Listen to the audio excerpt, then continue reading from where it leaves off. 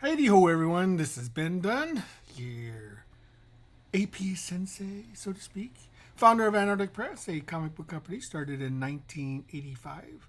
Also, the creator of such comics as Warrior Nun, the Marvel Mangaverse, Mighty Tiny, Ninja High School, Tomorrow Girl, and a host of other publications. So, I have now permanently ensconced myself here in San Antonio, my new office digs, as they speak. I got everything set up, so to speak, and I'm ready to get back into the limelight, so to speak. Okay, so one of the things I talked about with a couple of my compatriots, co-creators, as they say, was lamenting the state of the comic book industry. Now, also, for those of you who don't realize it, but Joker 2 is out.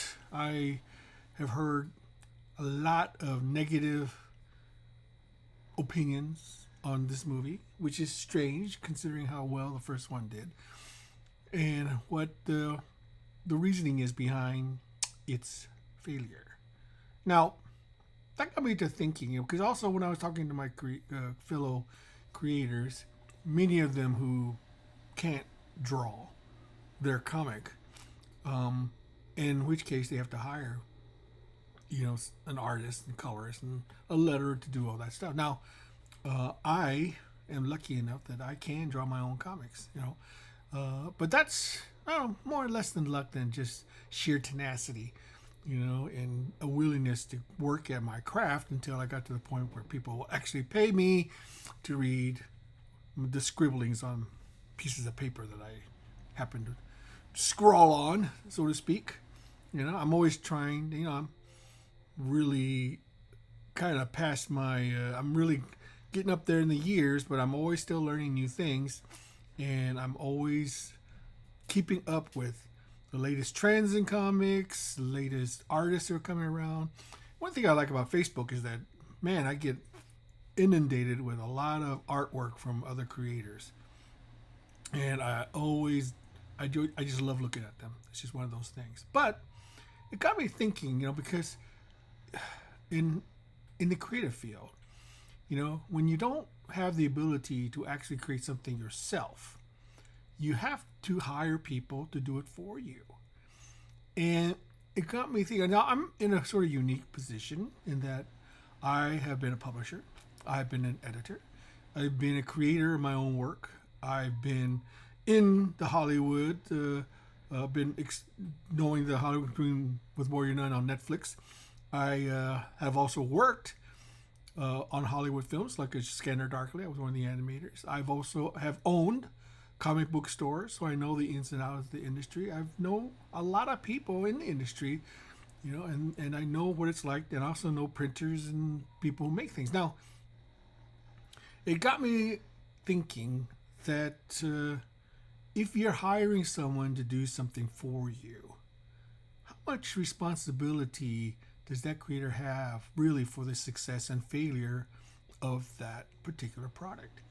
It's always interesting for me to hear other creators saying that they want a part of a creation's success, but won't take responsibility for a creation's failure. You know, to me, the role goes both ways. Now, I'm not saying that you should, punish or make a creator, quote unquote, pay back something, if something doesn't take off. It's most of the things that are done is work for hire with the expectation that they have no claim over the actual intellectual property. But that seems to be changing, and that some of these creators who had any part of something successful now want a piece of the action. And to me, that seems like a slippery slope, because if you're willing to want reward for something that succeeded, are you willing to pay when something fails? No creator no artist who works on a particular projects, wants to see their creation fail or what they worked on fail. Nobody wants to do that because a lot of hard work, creativity and stuff goes in, even on even the most massive failures. But you have to take responsibility for that failure. I think, in back in the old days when people went into battle, generals and leaders and commanders usually took responsibility if they lost a battle. And sometimes they were executed, sometimes they committed suicide, sometimes they just went down with the ship, or they died on the battlefield. It's just that they ultimately pay the ultimate sacrifice for their failure. Now, I'm sure it's probably been probably a crazy idea. I know it is, and I fully expect that no one's actually going to implement any such things, into whatever contracts are, the ability for creators and stuff like that. Now, however, would better product come out if they knew that they would be assessed a penalty if a project failed? It's so easy for a creator to take someone else's money, work on something, some creators, they give their all, and some creators, they don't give a crap. They just want the paycheck.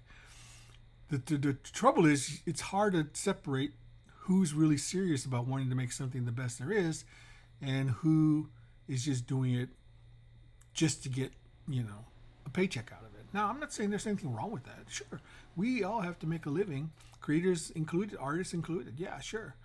And I'm not saying that you should, punish those who are not up to the task of creating something that will be a financial success. It's all a crapshoot. You just don't know. Some things people look at and say, "Oh yeah, it's a sure thing," end up, flaming out and burning to ashes. And some things that you never would have expected to be successful turn out to be wildly successful. The thing is that,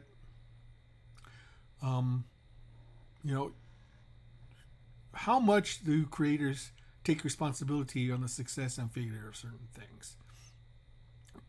That's to me, that's a difficult question. Usually when you have you hire someone to do something, the expectation is that it's one and done. You pay them, that's it. Don't have to worry about anything else. And you move on. But then you get into situations where, a character that becomes tremendously popular, say like a Wolverine or Deadpool or something like that.